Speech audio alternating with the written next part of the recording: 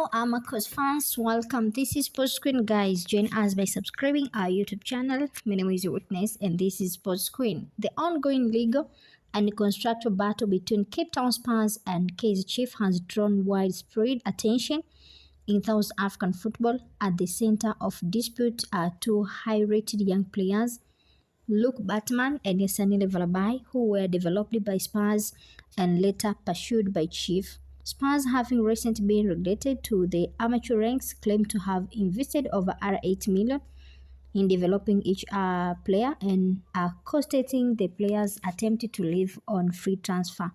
The dispute resolution chamber DRC initially ruled in favor of the players, declaring them free agent due to Spurs losing their professional status. However, Spurs have appealed the decision to SAFA attribution, arguing that their contract remains valid and binding.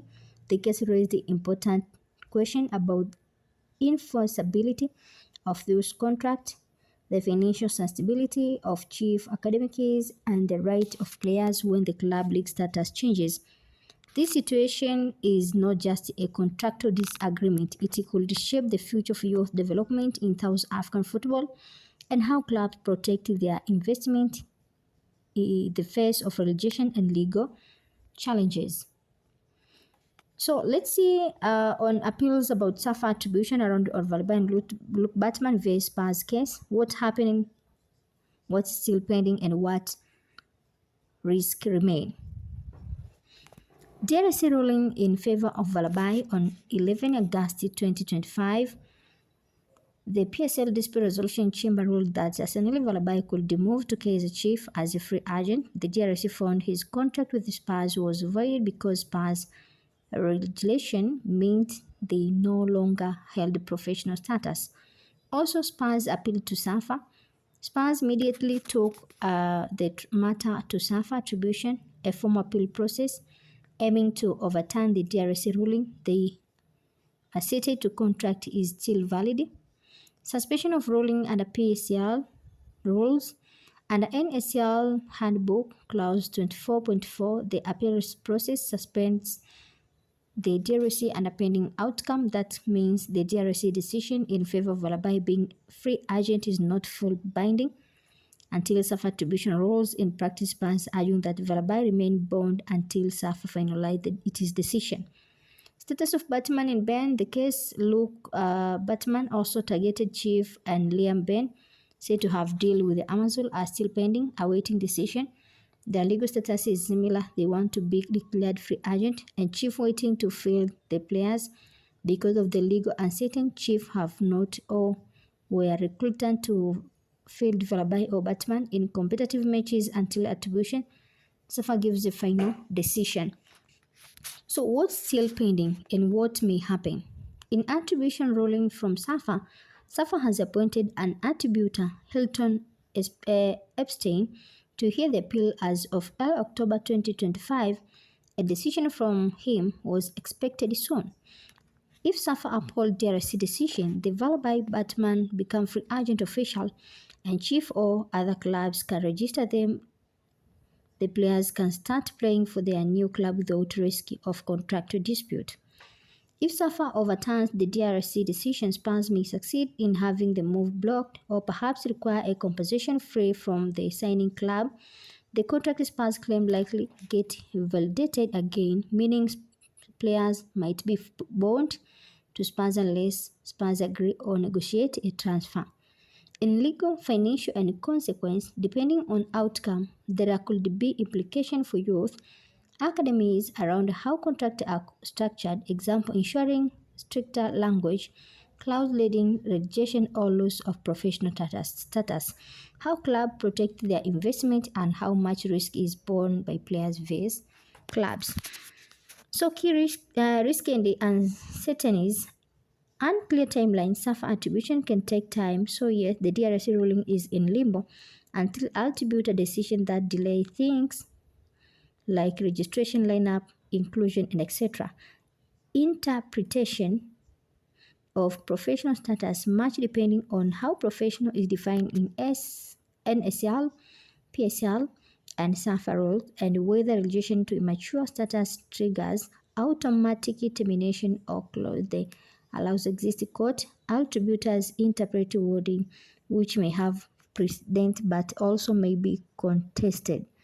Contract wording, contract might have specific clauses saying whether they are terminable in a certain circumstance.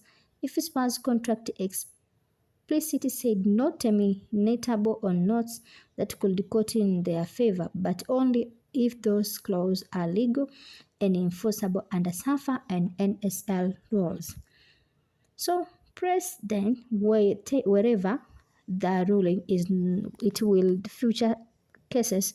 Club will look at his own drafting youth contract players, and agent will watch how much freedom players have after the club relegation. So maybe that is what can affect. But what is going on now?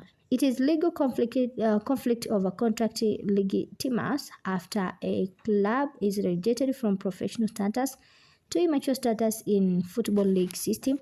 The decision by the DRC to free Baartman and Valebay is significant because it sets precedents. Players' contract may be voided if their club cases to be part of the professional league. For Chief, the risk is that if the ruling is overturned on appeal attribution, their signing could be invalidated or they may be forced to pay compensation. Because of this, uncertain Chief have been reluctant to future Baartman and likely Valebay until legal clarity is archived.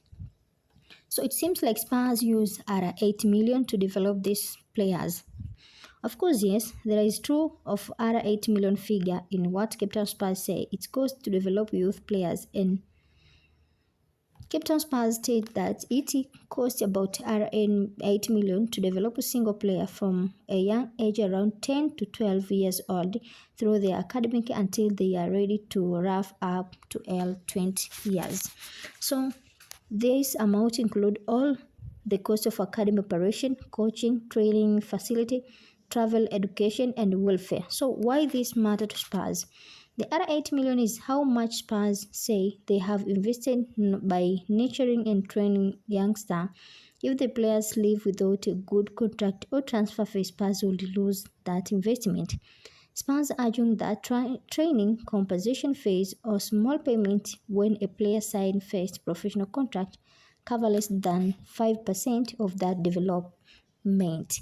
So the dispute arises because Spurs believe that the contract they had with players like Valebay and Baartman should prevent those players from simply walking away when the club is relegated or drops to immature status. The academy system depends on this contract to protect the club investment. However, the Dispute Resolution Chamber (DRC) ruled that some of these players can be declared free agent. They can leave without the club being able to enforce certain contract because the club status changed relegation to immature status, which impact the legal enforceability of certain contract clauses. So Spurs are saying, look, if we invest our 8 million per player and then cannot enforce contract, then our academy model becomes financial unstable.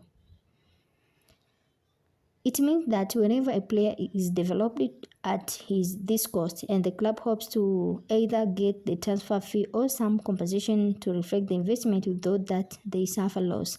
They use R8 to 12 million range with negotiating transfer or when another club like Kaizer Chief tries to buy them. Spurs they say they reject offers from Valebay because those didn't reflect the investment. So in critics' counter-argument in contract enforceability despite regulation, some argue that relegation or club dropping to immature status. So that is what is going on. So Kaizer Chiefs should pay for players or should they use them? Watch for the next video, guys. Don't forget to subscribe, turn on notification bell, then enjoy.